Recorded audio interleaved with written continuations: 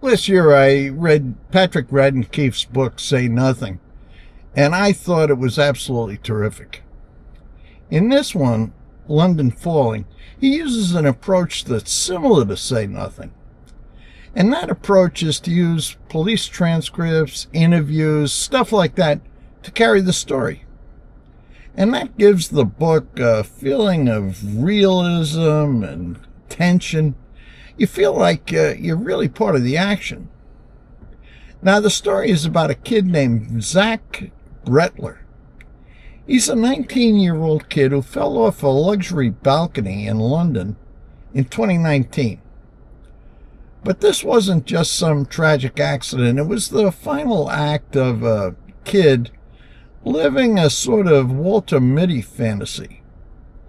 Zach was pretending to be the son of a billionaire Russian oligarch.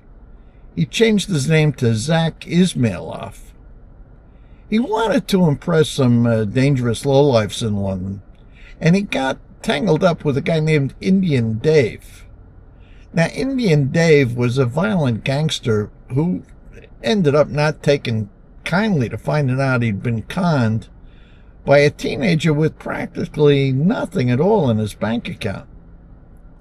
The kid didn't realize that his little con game wasn't going to end up very well for him. In fact, it'd end up off a balcony into the River Thames. Now, in the book, then we've got the government and what I'll call professional facilitators. Keefe paints London as a kind of a 24-hour laundromat for dirty money. A place where the red carpet is rolled out for any Russian oligarch with a suitcase full of questionable cash. The city has basically become a playground for foreign speculators who buy up luxury apartments only to leave them empty. And there's a kind of moral bankruptcy there where high-end real estate brokers and law firms act as the parasites that keep the machine running. And the book talks about Scotland Yard, too. If you're looking for a crack team of investigators on this case, you'd have better luck hiring a golden retriever. The police investigation into Zach's death was a spectacular display of bizarre passivity, incompetence.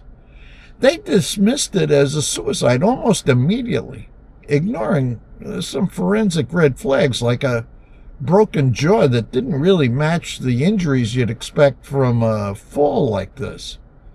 And they ignored blood-smeared walls in the apartment that he had been in. It seems that in this case, they were too under-resourced or just too indifferent to care when the wrong people were involved. So the book is the story of this kid's parents trying to find out what actually happened. You get plenty of backstories about how the different parts of London work. If you watch a lot of British true crime shows like I do, you have the impression of a super well-equipped and organized police force throughout the United Kingdom. This book really challenges that. The book, very interesting, very well written. London Falling, Patrick Radden Keefe. See you next week.